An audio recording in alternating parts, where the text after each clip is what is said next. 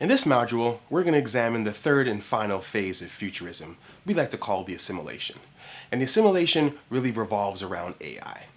Now, AI is a massive topic with multiple layers and phases, but for today's purpose, we're going to look at the rapid growth taking place in data, robotics, and intelligence. Many are in favor of AI, many oppose, but there are some startling facts that are coming true sooner than you'd think.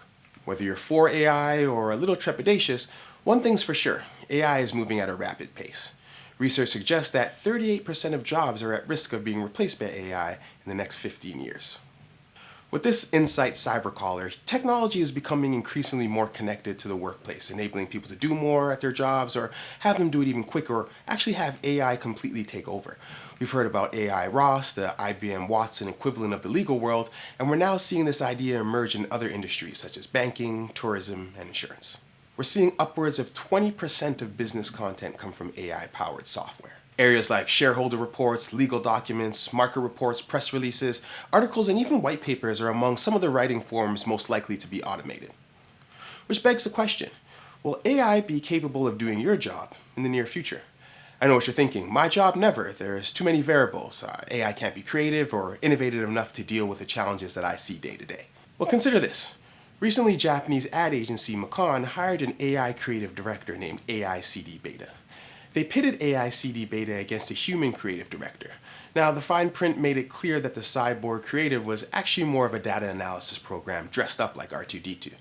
But they wanted to see if an AI could pursue a creative endeavor like creating a commercial and see what it came up with. Now, if you're familiar at all with the eccentricity of Japanese commercials, you might actually be fooled by which one was created by the robot and which one was created by a human. If you'd like to check them out yourself, you can follow the links below.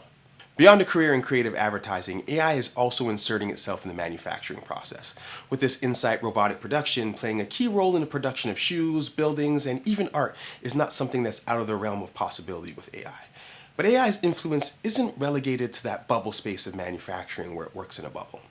In actuality, very soon we'll see 85% of consumer service interactions powered by AI. But programming a machine to interact with a human and make human-like decisions when presented with a problem has always been the measure of how effective it thinks. You've probably heard of the term Turing Test thrown around.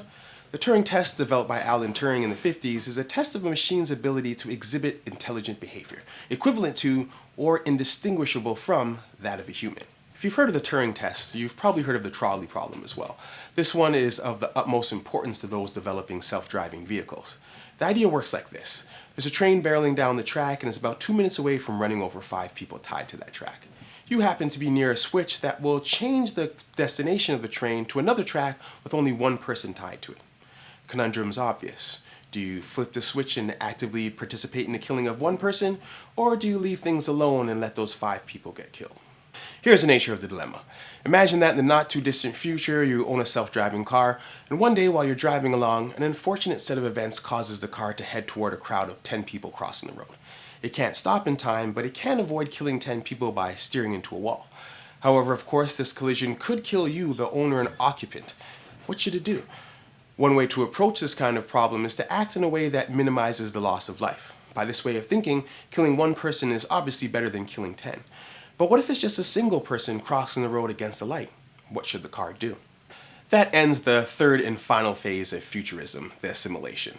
And your workshop questions for this module are: what functions of your brand are not currently taking advantage of AI to its full capacity? Also, what values will govern the future use of AI at your company? Thanks for watching this course on future tech.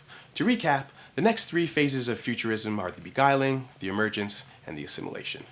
These 3 phases are driven by these 3 megatrends: AI, multi-sensation, and personalization. To learn more about the future, follow the links below.